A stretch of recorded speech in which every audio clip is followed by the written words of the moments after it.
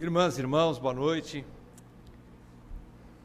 Como é gostoso estar adorando o Senhor, não é mesmo? A nossa alma se fortalece no louvor, né? Nos louvores. Nós somos edificados nos cânticos que glorificam a Deus. E assim somos fortalecidos em nossos joelhos trôpegos nessa caminhada difícil. Mas o louvor exalta a Deus, alegra o coração de Deus e alegra o nosso coração também. Irmãos, vamos aí, 35ª parte, não é, da carta aos Romanos. Já chegamos no capítulo 9, trecho difícil, 9, 10 e 11, né, 3 capítulos difíceis, mas estamos aí, caminhando. Vamos lá, agora a partir do versículo 6 até o versículo 13, Romanos 9, de 6 a 13. Vamos ler o trecho e estudá-lo à luz do tema: a palavra de Deus não falhou, mas cumpriu os propósitos do amor eletivo de Deus. A palavra de Deus não falhou, mas cumpriu os propósitos soberanos e eletivos de Deus. Ela cumpriu, não falha, a palavra de Deus não falha. Vamos ler então, a partir do versículo 6.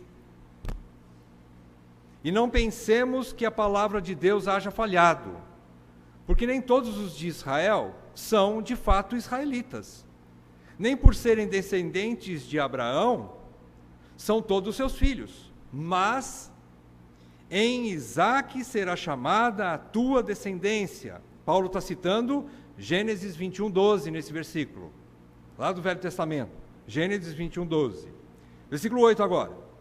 Isto é, estes filhos de Deus não são propriamente os da carne, mas devem ser considerados como descendência os filhos da promessa. Porque a palavra da promessa é esta: por esse tempo virei, e Sara terá um filho. Agora Paulo está citando Gênesis 18, versículo 10. Continuando. E não ela somente, mas também Rebeca, ao conceber de um só Isaque, nosso pai. E ainda não eram os gêmeos nascidos, nem tinham praticado o bem ou o mal, para que o propósito de Deus quanto à eleição prevalecesse, não por obras, mas por aquele que chama. Já fora dito a ela: o mais velho será servo do mais moço. Agora Paulo cita Gênesis 25, versículo 23. Tudo falando da história de Abraão e de Isaque e sua descendência. Versículo 13 para encerrar. Como está escrito: amei Jacó, porém me aborreci de Esaú. Agora Paulo cita Malaquias 1, versículos 2 e 3. Ele está falando da conclusão da história e do chamado soberano de Deus, lá no último livro do Velho Testamento. Paulo está citando então o capítulo 1, 2 e 3 de Malaquias, falando que Deus chama quem Ele quer, e Ele escolhe quem Ele quer. Ponto final. Vamos orar para ver se a gente entende o que Paulo quer nos ensinar essa noite, não é? Pedir graça para Deus, mais uma vez. Senhor Deus, nós nos alegramos em poder estar aqui entre os verdadeiros adoradores. Nos alegramos e te agradecemos, Senhor, porque estamos em comunhão entre nós como irmãos. E na alegria da adoração nós temos unidade. E agora, Senhor, nesse momento solene, onde além de adorarmos com cânticos, com louvores e orações, também podemos te adorar estudando a tua palavra e nos debruçando diante das Escrituras. Nós pedimos que o teu Espírito colabore conosco, Senhor, porque a nossa sabedoria é insuficiente para compreender, em especial, um trecho rico como esse. Ajuda-nos, Senhor, ministra os nossos corações com a tua palavra, ó Mestre Espírito Santo. Não nos deixe, Senhor, porque sem ti nada podemos e nada sabemos. Assim te pedimos, humildemente, com gratidão, em nome do nosso Senhor Jesus Cristo. Amém. Amém. Muito bem, irmãos, aqui nós estamos vendo então sobre o tema: a palavra de Deus não falhou, mas cumpriu os propósitos do amor eletivo de Deus. Nós já estudamos na semana passada, quando começamos a pregar sobre Romanos 9, nós já vimos que Paulo fez um lamento. Ele introduz, do versículo 1 ao versículo 5, ele faz uma introdução como se fosse um lamento. Ele faz uma lamentação, até chega a fazer um juramento, né, solene. E ele diz, eu não minto, eu quero dizer a verdade para vocês. Eu quero dizer a verdade, versículo 1. E eu não estou brincando com isso. O meu coração está trincado por causa da incredulidade dos meus compatriotas israelitas, dos judeus. Eles são o meu povo. Eu os amo, mas eles não creram no Senhor Jesus Cristo. Então ele introduz, do versículo 1 ao versículo 5, falando dessa tristeza do seu coração constante. Ele tem uma tristeza constante no seu coração. Não é? E o desejo dele é, se possível, até entregar a própria segurança da sua própria salvação pessoal pela salvação do povo dele.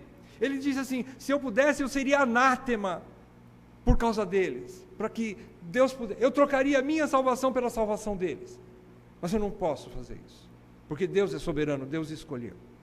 E agora ele vai começar a explicar o porquê disso, porque que isso é impossível. Mas ele continua dizendo, eu desejaria até trocar isso, a minha própria segurança pela deles, e pior, os meus compatriotas tiveram grandes privilégios, eles viram a revelação de Deus ao longo de anos e anos e centenas de anos, através do Velho Testamento, a história desde Gênesis, desde dos patriarcas. Ele diz que dos patriarcas eram deles, né? E pertence-lhes a glória. Deus apareceu no tabernáculo, também no templo, a glória de Deus em pessoa ali. As alianças foram feitas aos patriarcas, e os israelitas sabiam de tudo isso. A legislação, que povo tem leis tão justas como o povo de Israel? E as outras nações ouviram sobre isso e disseram, isso é uma maravilha. Mas os israelitas não valorizaram isso. E a lei, né? E depois ele diz o culto, somente o povo de Israel podia adorar a Deus, só eles tinham acesso ao tabernáculo, era o único povo que podia adorar a Deus. Eles tinham também os patriarcas, Abraão, o pai da fé, e na sequência Isaac, e depois Israel. E esses patriarcas todos, a sua linhagem então deu continuidade a um grande, numeroso povo, o povo de Israel. E o povo de Israel não viu Cristo em tudo isso. E mais, quando chega na nova dispensação, Cristo veio, Deus veio em pessoa falar com o povo de Israel, falou e veio para os que eram seus, mas os seus não os receberam. E ele então dói no coração em ver isso, os seus não o receberam. Não receberam o Deus encarnado, o Deus dele que falou com eles o tempo todo, por centenas de anos, através de várias maneiras, pelos profetas, pelas revelações, por portentos, por maravilhas no deserto, maravilhas na terra do Egito, e muitas coisas, no tempo dos reis, livramento de povos gigantes, e mesmo assim eles não viram Cristo, sendo ali exposto de maneira clara para eles. E os seus corações se endureceram, e eles rejeitaram tudo isso, e isso doía no coração de Paulo. Então Paulo, agora, ele quer provar, ele quer falar para ele, olha, eu vou ter com vocês, eu quero ir a Roma, eu quero visitar vocês, eu sei que a grande maioria a boa parte da igreja de Roma é constituída de judeus que se converteram ao cristianismo, mas eu quero escrever essa carta para provar para eles que eu os amo, e que o povo de Israel é o meu povo, e que eu sofro com isso, e o que tem falado por aí são mentiras, é balela, é fofoca. Eu não sou um inimigo do povo de Israel, eu não sou inimigo da religião de Israel, dos judeus, eu não sou inimigo deles, pelo contrário, eu os amo tanto que eu daria minha vida em troca da deles. Então ele quer com isso preparar o caminho para ele chegar em Roma, encontrar os seus irmãos, e boa parte deles compatriotas judeus, e para que ele tivesse acesso ao coração desses irmãos. Então ele escreve isso. E agora, a partir do versículo 6, Paulo vai adentrar em águas mais profundas ainda, e dizem alguns estudiosos, alguns teólogos, que essa aqui é a bomba atômica do arminianismo, né? Ele destrói o argumento arminiano sobre a escolha humana de Deus, né? E ele começa a falar agora de uma maneira profunda mesmo, falando sobre a eleição soberana de Deus. Ele vai começar agora mesmo a levar a gente para profundidades, não é? Ele vai provar aqui que o Evangelho continua sendo o poder de Deus para a salvação de todo aquele que crê, primeiramente do judeu e depois também do gentio. Esse é o tema da carta. Capítulo 1, versículo 16, Paulo diz, é esse Evangelho que eu não tenho vergonha, porque ele é um poder, ele tem poder para salvar. Só o Evangelho tem poder para salvar. E agora ele vai dar explicação por que isso. Então, ele diz, a palavra de Deus falhou? A primeira pergunta, versículo 6, não está em forma de pergunta, mas é como se estivesse. Ele gosta de fazer isso, Paulo, né? Mestre em comunicação. Ele diz, agora, como se tivesse alguém questionando ele, alguém cutucando ele. Paulo, acho que você está errado, hein? Mas então quer dizer que o povo de Israel que não creu, ele foi chamado, mas não creu. Quer dizer que a palavra não teve poder para salvar os israelitas descrentes que rejeitaram a Jesus. Quer dizer que o Evangelho falhou? E ele vai explicar de forma nenhuma. Ele vai então dizer no versículo 6, ele diz assim, e não pensemos, tira isso da cabeça, nem pensa numa coisa dessa, não pensemos que a palavra de Deus haja falhado. Não pensem isso. Não pensem isso. Por quê? A explicação está aqui, começa no primeiro versículo, versículo 6. Porque nem todos os de Israel, ele está falando de os de Israel, da nação geográfica, né, de um povo limitado ali, o povo natural de Israel, nem todos esses nascidos na nação de Israel são israelitas. Israelitas está dizendo aqui, o povo espiritual. O Israel espiritual, nem todos os que nasceram na nação de Israel são o Israel espiritual. Nem todos. Então, ele vai começar a explicar a partir do versículo 6, né? Levantando esses possíveis argumentos. E o interessante é que a sabedoria de Paulo é tremenda aqui. A graça que Deus deu para Paulo. Por quê? Porque ele levanta questões possíveis, sabendo que os judeus poderiam questioná-lo em algumas coisas, ele levanta algumas perguntas, né? Versículo 6 não é uma pergunta, mas é como se fosse, depois no versículo 14, depois no versículo 19, como se fossem questionamentos, como se gente olhasse para ele e falando assim, Paulo, você tem certeza do que você está falando? Mas aconteceu isso, como é que você prova agora? Querendo colocar o Paulo em xeque-mate, né? Querendo dar um cheque, né? Em xeque, mas E então essas perguntas, ele responde, sabe de que jeito? Com a própria palavra de Deus. Então Paulo não está respondendo por ele. Sabe quem ele traz? Ele traz as Escrituras e ele coloca Deus para responder. Quem vai argumentar com a resposta de Deus? Que sabedoria de Paulo, né? Então nesse trechinho, por exemplo, todos os pontos aqui que ele põe como base, não são argumentos de Paulo, são as Escrituras. É a Bíblia falando, é Deus respondendo para esse questionador, né? Então vamos lá, ele diz assim, a palavra de Deus falhou, porque alguns não creram, alguns israelitas não creram. Qual é a resposta? Ele diz, nem todos os que nasceram em Israel são, de fato, israelitas legítimos. Por quê? Porque Deus não é nacionalista, Deus não está preso numa nação. Os judeus sim, os judeus amavam a sua categoria, né? Judeus amavam a sua nação, eles eram o povo, eles se consideravam o povo de Deus, né? E eles ignoravam os outros, eles abominavam os gentios não eram raça, eram qualquer outra coisa, menos humanidade. Humanidade para o judeu é só judeu, tem exclusividade, só o único povo que Deus aceita é o judeu. Então eles tinham isso no coração. E com isso eles se ensoberbeceram, eles se orgulhavam da sua raça, a ponto de que eles rejeitavam qualquer outra raça, né? Então eles tinham isso, eles eram extremamente nacionalistas, coisa que Deus não é. Deus está provando aqui, eu não sou Deus não tem limites quanto à geografia, a nações, ele não tem isso. E ele vai aprofundar mais, a partir do versículo 7 até o versículo 9, trazendo o primeiro exemplo. Paulo dá um primeiro exemplo aqui. Qual é o primeiro exemplo? A vida de Abraão, a família de Abraão, Abraão e Sara. Primeiro exemplo, quais são os filhos de Abraão e Sara? Ismael e Isaque. Primeiro exemplo que Paulo vai dar, versículo 7, ele diz assim: nem por serem descendentes de Abraão são todos seus filhos, mas em Isaque será chamada a tua descendência. Agora Paulo vai trazer a base mais sólida da própria religião judaica. Qual era? O pai da fé deles, a fé de Abraão. Abraão era o pai da nação israelita, era o pai da fé deles, como também é o nosso, né? Mas não da forma com que os israelitas criam. Nós cremos que Abraão creu, e por isso lhe foi imputado por justiça. Ele foi o pai da fé porque ele creu, não porque ele fez boas obras. O israelita crê assim: Abraão obedeceu e saiu da terra da sua parentela, e por essa obediência Deus o aceitou. Negativo. O judeu crê errado. Nós cremos que Deus o chamou, e por causa desse chamado, ele obedeceu a Deus. E ele obedeceu e creu em Deus, porque Deus o chamou.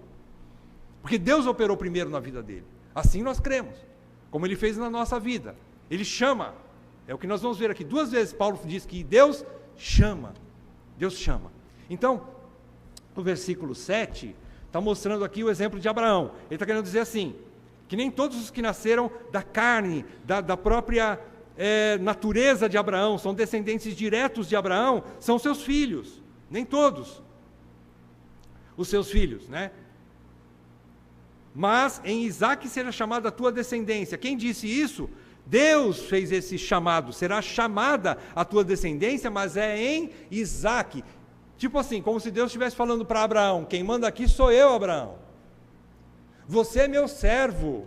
Eu te chamei e eu vou te chamar de dentro de você, da tua semente, do jeito que eu quero, da maneira que eu quero, no tempo que eu quero, alguém para te suceder na linhagem espiritual do meu povo. Eles serão como a areia do mar e as estrelas dos céus. Numerosa nação sairá de ti, Abraão. Mas eu é que vou fazer isso. Eu é que vou fazer. Por quê? Porque Abraão entrou na história de Sara quando ela percebeu que já estavam ficando velhos, ela era estéril, Abraão já estava envelhecendo num tanto, e na preocupação deles, na ansiedade deles, eles tramaram um plano, e olha, então pegue a minha serva, Agar, a minha escrava, ela é mais nova, ela é fértil, então coabite com ela e tenhamos um filho então. Esse foi o plano deles, principalmente o de Sara, e Abraão, ele aceitou essa ideia. Então nasceu Ismael, mas Deus diz: não é com ele, não é com ele, meu negócio não é com ele, e quem manda aqui sou eu sou Deus, eu sou soberano, você não. Está errado isso. Custou caro para Abraão, porque vocês se lembram da história, ele teve que mandar embora a escrava com o seu filho, e ele sofreu porque ele mandou o seu filho, era filho dele, né? E ele foi embora, e ele sofreu com isso. E Deus então está falando que é em Isaque que eu vou chamar a tua descendência, citando Gênesis 21:12. Versículo 8 ele diz: isto é, estes filhos de Deus não são propriamente os da carne. Agora ele vai aplicar para a igreja, para os filhos de Deus, para o povo. Estes filhos de Deus não são propriamente os da carne, mas devem ser considerados como descendência os filhos da promessa. Da promessa. É aqueles que vêm através da promessa. Deus prometeu que era em Isaque. Era de Isaque que Deus faria uma grande nação, uma grande descendência para Abraão. É isso que ele está dizendo aqui. Então Deus fez essa promessa a Abraão e a Sara, que é Isaque que seria o seu descendente. Então Deus é quem chama e cumpre a sua palavra. Vejam que Deus fez um milagre. Deus está mostrando para Abraão: olha, eu estou trazendo vida da morte. Eu estou chamando daquilo que não existe, eu estou trazendo à existência algo novo, eu estou fazendo um milagre, porque a tua mulher é estéril e velha, e você é mais velho ainda, e já não teriam condições de ter filhos normalmente, mas eu vou fazer um milagre, eu vou mostrar para você que eu sou Deus. E através de Sara estéril, Abraão velho, Deus trouxe um filho, E esse filho Isaque é que foi o da promessa. Então ele gera vida daquilo que está morto, já amortecido ou adormecido, não é? Quer dizer, já não tinha mais quase condições de Abraão ter filhos. Então, o primeiro argumento de Paulo aqui, versículo 9, ele diz, porque a palavra da promessa é esta, confirmando o que ele disse lá, versículo 7, agora versículo 9, a promessa é essa, por esse tempo virei. Quem virá? Quem viria ali era Deus. Virei. Virei no sentido de trabalhar na vida de Sara e fazer um milagre. Como o Espírito Santo fez em Maria e fez com que ela concebesse de forma virginal Jesus. Muito maior esse milagre. Agora, semelhante, ele fez em Sara, que era estéril, eu virei, e Sara terá um filho. Então Deus está provando e está prometendo essa palavra da promessa que se cumpriu. Então veja, a palavra de Deus falhou? Não falhou, porque ele prometeu e cumpriu. Em quem? Em Ismael? Não, em Isaque. Deus prometeu e cumpriu. Não é? Ainda que houvesse impossibilidade, era impossível uma velha estéril e um velho ter filhos. Mas ele provou que ele poderia fazer isso. Então, o primeiro argumento de Paulo aqui é que não é por causa da carne, não é por causa do berço de onde veio, nem pela descendência humana, mas de Deus. É Deus quem chama, aplicando isso para a salvação, é Deus quem chama. É Deus quem traz a existência, a vida. É Deus quem vivifica aquele que está morto. É Deus quem faz isso. Então, já no versículo 28 e 29 do capítulo 2 de Romanos, a gente já estudou sobre isso. Paulo já tinha dado um outro argumento semelhante, né? Mas ele fala assim, capítulo 2 de Romanos, 28 e 29, Paulo diz assim, porque não é judeu quem o é apenas exteriormente, nem é circuncisão a que é somente na carne. Ele está dizendo assim, a marca exterior, física, não quer dizer nada. Não é judeu aquele que só tem a marca. Não é judeu aquele que tem só a circuncisão. E depois versículo 29, porém, judeu, ou seja, alguém do povo de Deus, é aquele que o é interiormente, e circuncisão, a que é do coração, é uma obra que Deus faz lá dentro, circuncisão do coração, no espírito, não segundo a letra. Ele está falando assim, não é porque obedecem à lei, e cujo louvor não procede dos homens, mas de Deus. Então nesse trecho aqui, Paulo está querendo dizer assim, olha, o judeu, quer dizer, o verdadeiro eleito de Deus, no caso o judeu, porque ele está falando para o povo de Israel, nesse trecho, ele está querendo dizer o seguinte, não é porque o povo de Israel tem a circuncisão e tem a marca da circuncisão na carne, e não é porque esse povo obedece à lei. Eu chamo de outra maneira. Eu trabalho dentro, no interior, eu chamo um chamado interior. Só eu posso fazer isso. E ninguém engana Deus, cumprindo obras da lei, fazendo coisas, ou até mesmo a marca da circuncisão, como hoje a gente aplica no batismo, né? Quer dizer que todo mundo que é batizado é salvo? Não. Algumas pessoas podem ter uma experiência, uma pseudo-experiência de salvação, acha que creu, foi batizado, mas isso não garante que ele está salvo. O que garante que ele está salvo? Se ele perseverar na fé até o fim. A única resposta para que a gente tenha consciência ou tenha tranquilidade quanto à nossa fé, é que eu estou ainda na fé. Hoje eu estou na fé. Enquanto eu estiver na fé, perseverando na fé, congregando, andando reunindo na igreja, tendo a palavra de Deus como regra de prática e fé, me santificando, então eu estou dentro dos eleitos, do grupo dos eleitos. Né? Então é isso que Paulo está querendo dizer aqui, que não é segundo a carne.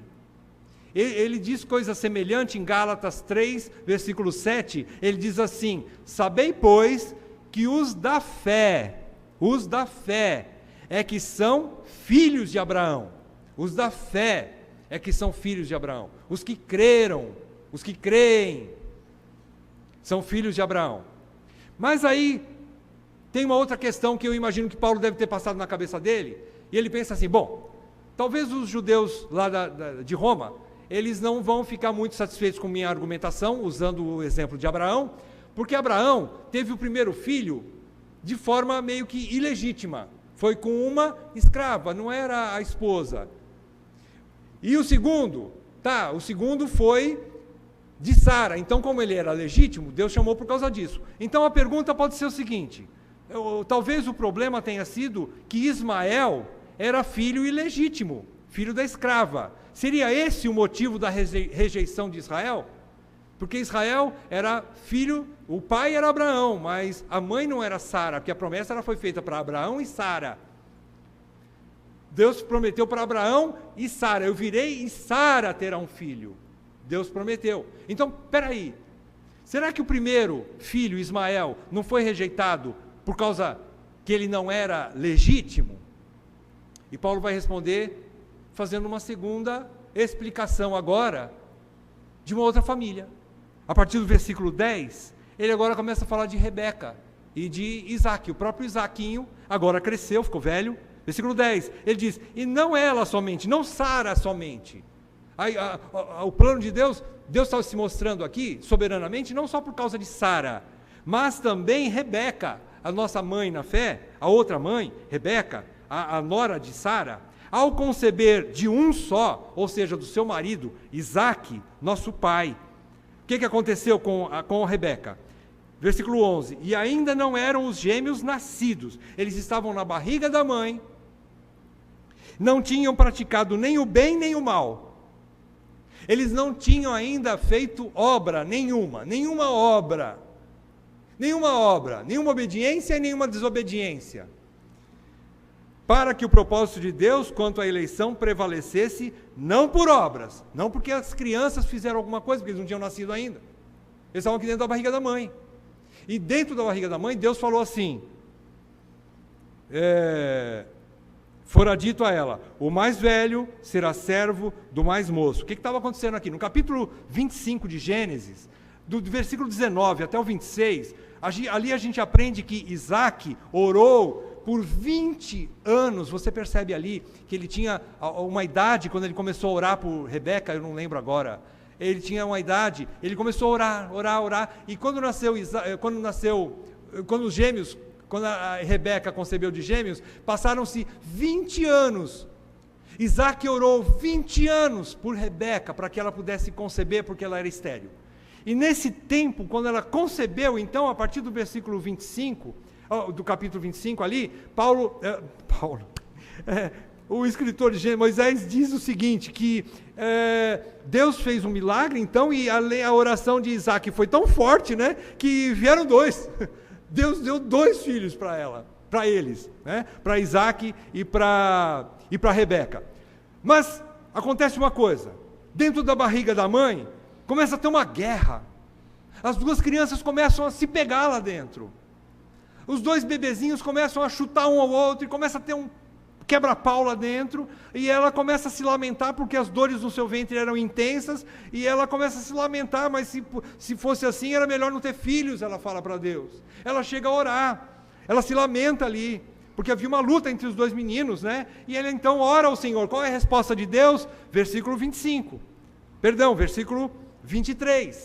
Versículo 23, Paulo transcreve aqui um pedacinho do versículo 23, de Gênesis, capítulo 25, versículo 23. Ele põe só o final, mas o texto completo diz assim, Deus lhes responde, 2 nações há no teu ventre. Falou para Rebeca. Deus respondeu para Rebeca, 2 nações há no teu ventre, 2 povos nascidos de ti se dividirão, se separarão, 2 povos nascidos de ti, da mesma barriga. Veja, diferente de Sara e Agar, não é? Eram 2 barrigas diferentes, aqui é de uma barriga só. Numa única barriga, 2 nações estavam lá dentro, né? Então, o argumento, mas então é lógico, né? O filho de Agar foi rejeitado porque ela era escrava, ela não era legítima. Mas e o caso de Rebeca? Rebeca, os 2 bebês eram dela, legitíssimos. Os dois. E aí, então, os dois começaram a se dividir. Um povo, o final do versículo, um povo será mais forte que o outro, e o mais velho servirá ao mais moço. É isso que Paulo transcreve aqui, versículo 12. Então, agora, Paulo está querendo dizer o seguinte, que Deus fez a escolha antes do nascimento, de forma soberana. Ele escolheu antes das crianças nascerem. E aqui, Paulo está querendo dizer assim, não é porque eles tinham feito ou o bem ou o mal. Então ele exclui toda a argumentação de que a salvação é por obras. Não, não é por obras, não é porque Jacó foi obediente e Esaú não foi obediente. Não, porque se nós analisarmos a vida dos dois, os dois seriam rejeitados. Esaú não levou em conta o seu direito de primogenitura, não é? Ele rejeitou, ele não fez o caso de ser o mais velho. Porém, Jacó era o enganador da família. Ele enganou o irmão, ele enganou o pai, ele enganou todo mundo. Ele era o enganador. Ele tinha condições, se fosse por obras, ele seria escolhido? De jeito nenhum. Então, Paulo está falando então que não é por obras, Deus fez a escolha soberana antes de nascerem as crianças. Então, o segundo argumento de Paulo agora é que não é por mérito que há a escolha, não é por mérito que alguém é eleito por Deus para ser seu filho, para ser seu povo. Não é por mérito. E também não é por demérito que ele é rejeitado. Mas é porque Deus tem uma vontade soberana. E essa vontade soberana é soberana. E ninguém põe a mão. Ele é o dono de tudo, ele faz o que ele quer, do jeito que ele quer. Por isso que esse capítulo quebra a gente. Esse capítulo derruba a gente no chão, porque a gente tem aquela ideia humanista. Mas duas criancinhas pequenininhas, elas são bonitinhas, imagina, duas crianças, vai rejeitar um e vai ficar com o outro. Isso aí, isso não é justo. A Lorena fala toda hora, isso não é justo. Não me parece justo isso. Ora, quem vai discutir com Deus? Quem vai discutir com Deus? Deus escolhe quem Ele quer. Se Ele fosse praticar justiça, nenhum dos dois era escolhido. Por quê? Porque nós sabemos que não há um justo sequer, nenhum. Todos se desviaram, todos se extraviaram. Ninguém quer Deus, todos rejeitam Deus. Ninguém quis, você não quis. Eu tenho certeza, claro, porque a palavra de Deus garante, não há um de vocês aqui que são crentes hoje, que um dia buscaram Deus. Ninguém. Se Deus não fosse atrás de você, você não estaria aqui nessa noite. Você não seria salvo. Quem salvou vocês? Você foi Deus. Quem me salvou foi Deus. Se fosse praticar justiça, mas que injustiça. Deixar um bebezinho de fora e salvar só um. Mas que Deus maldoso. Deus é misericordioso em chamar um. Porque os dois não mereciam. Nenhum dos dois. Não há um justo sequer. Todos se extraviaram. Todos rejeitaram Deus. A história de Israel conta isso. Desde os profetas, desde os reis, o povo de Israel vem se desviando dos princípios de Deus, vem quebrando os princípios de Deus, vem matando os seus profetas, vem rejeitando os seus apóstolos, e os judeus vêm triturando aqueles que pregam o evangelho, e aí vai dizer, por que não foi escolher esse povo? Não há um justo sequer, meu irmão. Todos estão perdidos, todos rejeitaram a Deus no seu coração. Se for por justiça, não entraria ninguém no céu. Não entraria ninguém no céu. Então é por misericórdia que Deus chama. É porque Deus aplica a misericórdia, que ela triunfa sobre o juízo. Porque se fosse aplicar o juízo, todos nós estaríamos no fogo do inferno. Porque não há um justo que se salve por sua própria justiça diante de Deus. Assim, destrói nosso argumento. O que é que Deus fez aqui? Deus foi bondoso com Isaac, Deus foi bondoso com Jacó. Agora ele fez o que tinha que fazer com Esaú, porque Esaú rejeitou. Então nem todos, Paulo então está afirmando que nem todos que praticam boas obras são eleitos. Nem todos que praticam boas obras são eleitos. Ele está querendo dizer que tudo o que Deus fez, Ele fez por misericórdia. Os que Ele salvou por misericórdia. Hoje, quando você olha para esse texto, peça para Deus: Senhor, faz-me enxergar direito esse texto, faz com que ele entre no meu coração, para que eu compreenda. Para que em vez de eu ficar falando assim: ó Deus, como o Senhor foi maldoso em rejeitar meu vovô, minha vovó que não creram. Você fala assim: Senhor, em vez de você falar assim: Senhor, por que o Senhor não chamou eles? Você fala assim: Senhor, por que o Senhor me chamou? O que o Senhor viu em mim, Senhor? Muda a história, meu irmão, minha irmã. Olha para você, se você é salvo, diga assim: Senhor, Tu és misericordioso. Em vez de falar assim: por que não foi o fulano lá que era tão justo? Você fala assim: Senhor, muito obrigado porque o Senhor me chamou. Muito obrigado porque eu poderia estar pior do que qualquer outro pecador aqui nessa terra. Muda a história, muda. Vira o disco, olha o outro lado. Enxerga a verdade do Evangelho. Concluindo então, Paulo usa a base sólida da religião judaica, que são os patriarcas, dois primeiros patriarcas, os maiores, Abraão e Isaque, para mostrar que, na verdade, Deus escolhe soberanamente e independentemente de raça.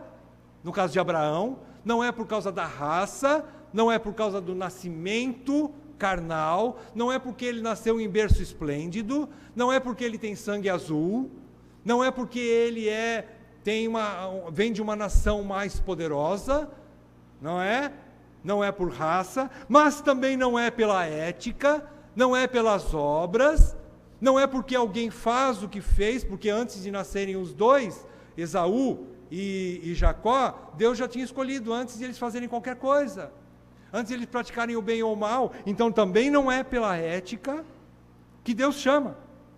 Então a resposta para a pergunta: a palavra de Deus, ou no caso aqui, o Evangelho, falhou? Por quê? Porque nem todos os judeus se converteram ao cristianismo? A resposta de Paulo é: não falhou não. Não. O Evangelho não falhou, a palavra de Deus não falhou. Mas a palavra de Deus se cumpriu somente naqueles que Deus predestinou para serem seus.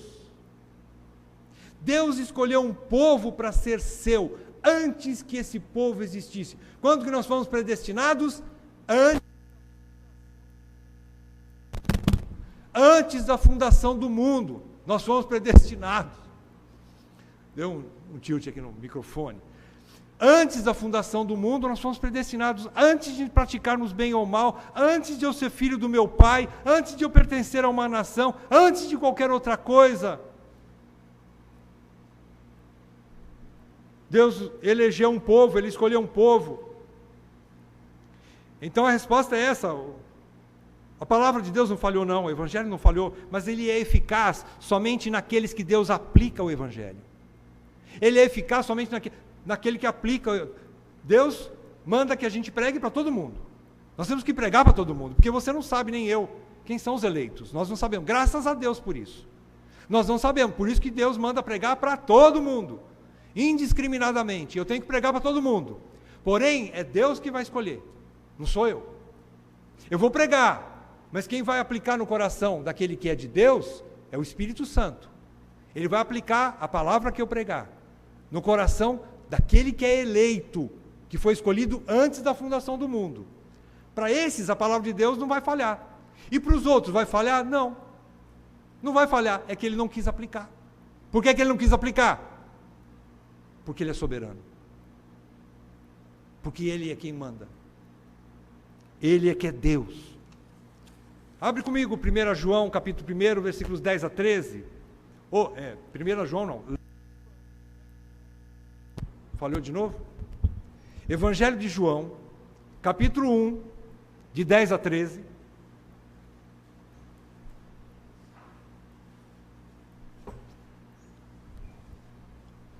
Acho que agora pegou?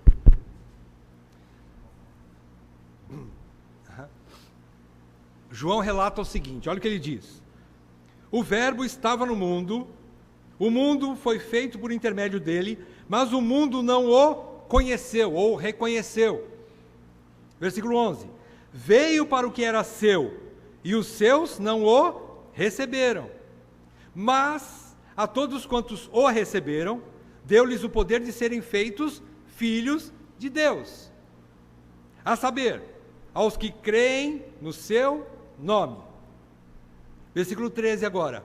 Os quais, esses que creem no seu nome, os quais não nasceram do sangue, nem da vontade da carne, nem da vontade do homem, mas de Deus. A primeira impressão é que eu recebo, eu escolho, o homem escolhe, o homem aceita Jesus. Ah, eu aceito Jesus. Ah, eu que recebo Jesus. Mas João está explicando, não. Você só recebe Jesus porque Deus te fez ter vida. Deus abriu seus olhos. Foi da vontade de Deus que você nasceu, não segundo o sangue, versículo 13. Não por causa da vontade da carne, nem da vontade do homem. Não foi da minha vontade, nem da vontade do meu pai, nem da vontade da minha nação, mas de Deus. Voltando do versículo 13 para trás, Deus abriu os olhos de um povo que receberam o seu Filho e creram nele e se tornaram filhos de Deus. É isso que João está dizendo aqui. Se Deus não tivesse operado no coração do crente, ele não seria crente. Ele recebe Jesus no sentido de que ele responde a uma ação do Espírito Santo em primeiro lugar. Então Deus chama. Agora, os que nasceram então de novo, os que nasceram pela segunda vez espiritualmente, o nascimento espiritual, eles só nasceram pela vontade soberana de Deus. Agora, João está dizendo que o mundo aqui, que não o conheceu, o mundo não o conheceu, o mundo cosmos aqui, ele está se referindo a uma humanidade, ao universo criado, mas referindo-se a uma humanidade. Essa humanidade não poderia recebê-lo, porque não o viu. Ela não teve a sensibilidade espiritual. Por quê? Porque Deus não abriu seus olhos. Eles não receberam porque não tinham condições de ver Deus em Cristo. E eles não aceitaram a Jesus. Não porque eles tiveram poder, mas porque Deus não abriu seus olhos. E então, eles não o reconheceram, significa, o ignoraram, não o levaram em conta, não o receberam. A palavra aqui é não aceitaram, não o assumiram, não tomaram posse de Cristo. Eles não quiseram fazer isso. Por quê? Porque Deus não operou na vida deles. O Espírito Santo não operou na vida deles. Quando o Espírito Santo abre os olhos, através da obra dele, e a gente enxerga no Evangelho a graça, o Cristo maravilhoso, o Jesus maravilhoso, Salvador, misericordioso, poderoso, nosso noivo amado, quem ficaria de pé diante dele? Todos nós nos prostramos diante dele, mas quem faz isso é o Espírito Santo em nós. Aí você se curva diante de Cristo, e você diz, Senhor, eu sou teu, você é meu, Senhor é meu amado, eu o tomo por Senhor da minha vida. E isso quem faz é o Espírito Santo. Nós respondemos a essa ação do Espírito Santo. Então, os que o receberam, só o receberam porque o Espírito de Deus operou em seus corações pelo Evangelho, para quererem receber a Jesus Cristo como seu Salvador e Senhor. É isso aqui que está dizendo. Então, aqueles que rejeitaram, lá os judeus que rejeitaram, que Paulo está dizendo lá em Romanos 9, ele está dizendo que simplesmente se cumpriu isso. Esses que não receberam, que Paulo tem dor no coração, mas ele entende que é assim mesmo. Isso não isenta dele ter dor no coração, mas ele entende que Deus é soberano. Ele não está brigando com Deus, ele está se lamentando.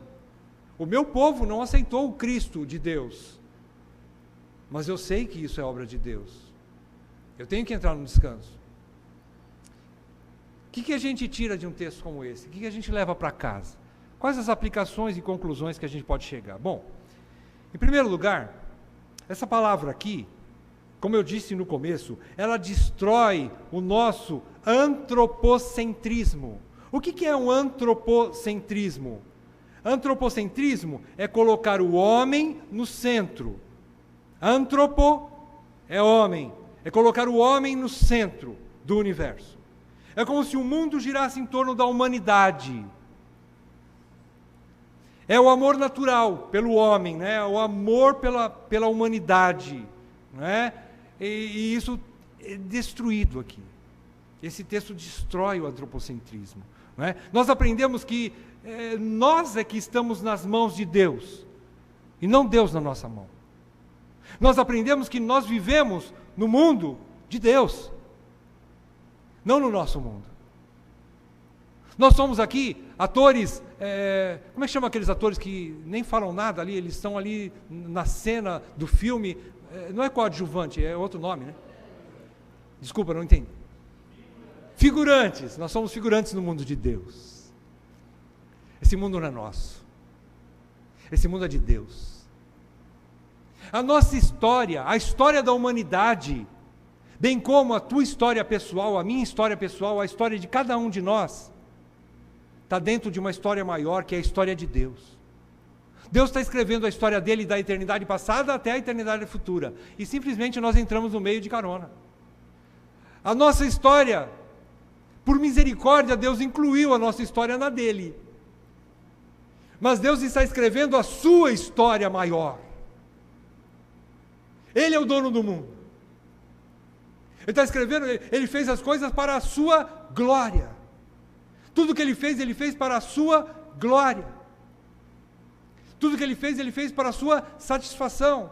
Deus não precisava criar o mundo, Deus não precisava criar estrelas, Deus não precisava criar a natureza, e muito menos criar o homem, para que ele fosse mais satisfeito, porque ele já é satisfeito em si mesmo, plenamente. Mas por bondade, ele resolveu criar. Criou e fez um povo chamado igreja. E essa igreja, ele amou tanto, que ele falou, essa igreja eu quero para mim. Essa igreja é a minha. E eu quero que esse povo, que chama-se igreja, a igreja do Velho Testamento, junto com a igreja do Novo Testamento, eu quero que esse povo seja meu, eu vou incluí-lo na minha história, porque eu os amo. Eu amo esse povo. Bondade de Deus. Simplesmente bondade de Deus. Então, tudo isso, nós vemos que aqui é a história de Deus. Tudo que existe nos céus, tudo que existe na terra, ou debaixo da terra, existe para contar a história de um Deus criador, soberano. Isso gera em nós, ou pelo menos deveria gerar em nós, humildade diante de Deus. Quando nós olhamos para Deus, a gente fala, Senhor, Tu és Senhor. Eu fecho a minha, fazer que nem Jó, né? Eu falei do que não entendi, agora eu tapo a minha boca, Tu falas e eu fico quieto. Eu pequei. Eu falei do que não sabia. Agora eu vou ficar quietinho. Eu vou fechar minha boca. Vou fechar minha boca. Tu és soberano. Então, gera humildade em nossos corações diante de Deus e gera igualdade diante dos homens. Hoje, quando você olha para uma pessoa que não veio a crer, ou talvez ela nunca venha a crer, você não pode dizer assim, é porque ela é inferior, eu mereço, ela não. Ela bebe, ela fuma, ela faz um monte de coisa, e ela não merece. Não, você não vai dizer isso, você vai dizer assim, se não fosse a misericórdia de Deus, eu também estaria pior do que essa pessoa. Então, Senhor, eu sei que eu sou fruto da Tua misericórdia, por isso eu Te adoro. Por isso eu Te amo, por isso eu quero Te servir por toda a minha vida. Eu dou minha vida, eu dou meu sangue pelo Evangelho. Eu dou minha vida, eu dou meu sangue pela Tua igreja.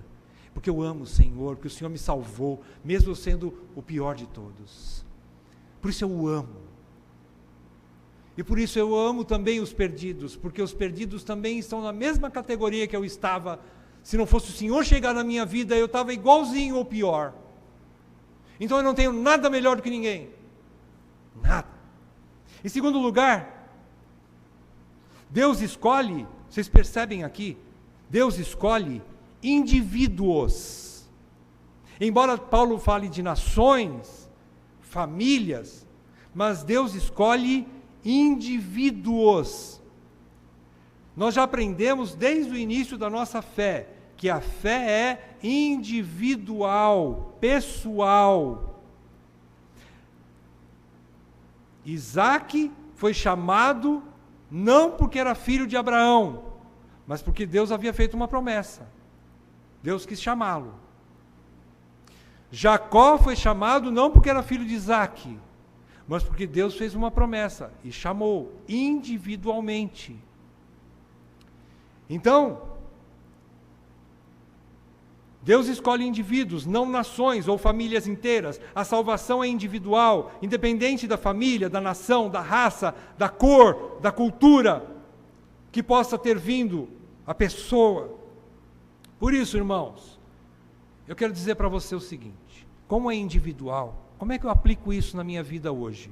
A coisa que mais vem na minha mente nesse momento, que eu trouxe aqui para compartilhar com você, é que não deixe de orar e de evangelizar o seu filho, o seu cônjuge que ainda não é convertido, o seu parente que ainda não é convertido, o seu vizinho, o companheiro de trabalho que ainda não é convertido.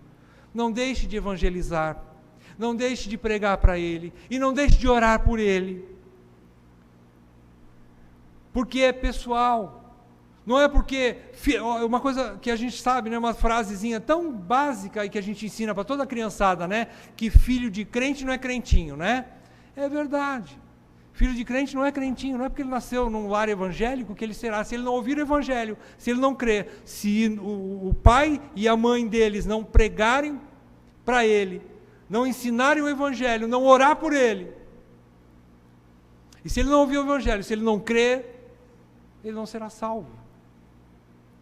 O berço não garante isso.